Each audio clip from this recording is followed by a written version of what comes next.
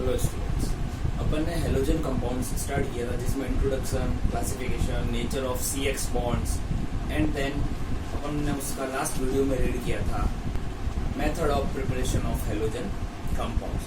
अब आज के वीडियो में अपन पढ़ते हैं हेलोजन कंपाउंड की फिजिकल प्रॉपर्टीज।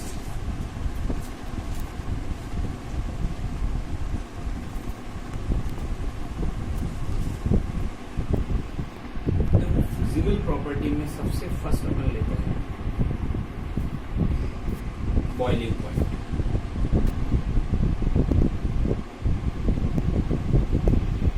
बॉइलिंग पॉइंट्स के लिए सिर्फ इसमें कॉन्सेप्ट है वो ये है कि जो बॉइलिंग पॉइंट्स होता है हेलो कंपाउंड में वो डायरेक्टली प्रोपोर्शनल टू होता है mass and inversely proportional to होता है नंबर ऑफ ब्रांचेस। देखिए क्वेश्चन करते हैं अपन, boiling point directly proportional to molecular mass होता है। अगर मैं एग्जांपल लेता हूँ CH3F, CH3Cl, CH3Br और CH3I, तो क्लियर दिखाई दे रहा है कि इसमें fluorine, chlorine, bromine, iodine molecular mass increase होता जा रहा है। मास इंक्रीज होने से अपन ने पढ़ा था कि CX बॉन्ड का नेचर जो होता है वो पोलैरिटी वाला जो नेचर है, तो पोलर ये इसमें फोर्स बढ़ जाता है, वॉन्डरवाल फोर्सेस इंटरेक्शन बढ़ जाता है।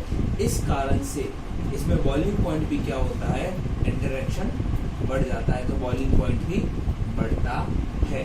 तो boiling point directly proportional to जो मास है उसके अकॉर्डिंग मास बढ़ने के साथ साथ में बॉइलिंग पॉइंट बढ़ता है। इसका अपन एक और एग्जांपल लेते हैं, जैसे मैंने लिया CH3Cl, C2H5Cl, C3H7Cl, C4H9Cl।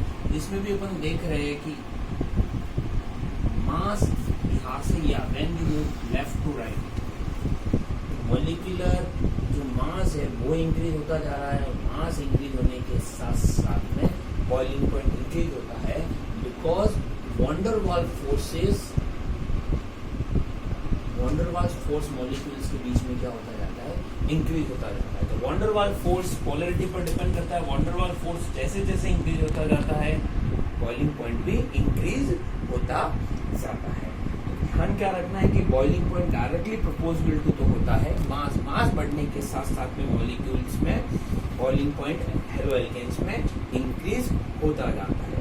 इसी का सेकंड है, अगर मॉलिक्यूल्स लिया गया है और उसका मॉलिक्यूलर मास सेम है, मॉलिक्यूल्स अगर अपन आइसोमर्स रखे और उनके मॉलिक्यूलर मास सेम होते हैं, आइसोमर्स जिसका मॉलिक्यूलर फॉर्मूला सेम होता है, मॉलिक्यूलर स्ट्रक्चर्स डिफरेंट हो सकते हैं, जो फॉर्मूला सेम होता है उसके अकॉर्डिंग अगर फॉर्मूला अगर किसी मॉलिक्यूल्स का सेम है लेकिन उसमें स्ट्रक्चर उसका डिफरेंट बन रहा है। जैसे अपन एग्जांपल लेते हैं CH3 CH2 CH2 CH2Cl, CH3 CH CH2 CH3Cl, CH3। तो यहाँ देखिए इन सभी का मॉलिक्यूलर फॉर्मूला क्या आ रहा है, 1 2 3 4 कार्बन है, 3 4 5 6 7 8 9 9 नाइट्रोजन है और 1 क्लोरीन है। तो फॉर्मूला क्या है, C4H9Cl। इन सभी का फॉर्मूला तो C4H9Cl सेम है, मॉलिक्यूलर फॉर्मूला सेम है, इनका स्ट्रक्चर डिफरेंट होता जा रहा है। अपन को क्या देखना है कि boiling point inversely proportional to number of branches होता है। यहाँ पर देखो तो स्ट्रेट स्ट्रक्चर है, यहाँ पर ब्रांच बढ़नी शुरू हो गई और यहाँ पर ब्रांच और ज्यादा है। तो जैसे जैसे जैसे ब्रांचेस बढ़ती जाती है, ब्रांचेस बढ़ने के साथ साथ में क्या होता है, उस मॉलिक्यूल का सरफेस एरिया डिक्रीज होता जाता है। सरफेस एरिया जैसे जैसे डिक्रीज होता जाएगा बॉइलिंग पॉइंट भी क्या होता जाता है, डिक्रीज होता जाता है। अगर मैं यहाँ पर देखूँ, हम जब लेफ्ट टू राइट जा रहे हैं तो नंबर ऑफ ब्रांचेस इंक्रीज होती जाती है और ब्रांच इंक्रीज हो जाने से मॉलिक्यूल का जो सरफेस एरिया है वो डिक्रीज होता है और सरफेस एरिया डिक्रीज होने के साथ साथ में बॉइलिंग पॉइंट भी इंक्रीज होता जाता है। इसमें बॉइलिंग पॉइंट का ऑर्डर क्या रहेगा, यह रहेगा। ये क्वेश्चन जो पूछे जाते हैं ध्यान रखना है कि हेलो एल्केन्स कंपाउंड्स में जो बॉइलिंग पॉइंट होता है वो डायरेक्टली प्रोपोर्शनल टू मास होता है। अगर मास चेंज होता जा रहा है तो वहाँ पे हमको देखना है कि मास जैसे जैसे बढ़ेगा बॉइलिंग पॉइंट बढ़ेगा। लेकिन यदि एग्जाम्पल ऐसा गिवन कर रखा है जिसमें मास तो सभी का सेम है क्योंकि सबका फॉर्मूला सेम है, तो उस समय पर को नोट करना है कि ब्रांच कहाँ बनती जा रही है। जैसे जैसे ब्रांच बढ़ती जाएगी मॉलिक्यूल का सरफेस एरिया डिक्रीज होता जाता है और सरफेस एरिया डिक्रीज होने के साथ साथ में बॉइलिंग पॉइंट भी क्या होता जाता है, डिक्रीज होता जाता है। ये तो हो गई physical property boiling point. Second जो प्रॉपर्टी है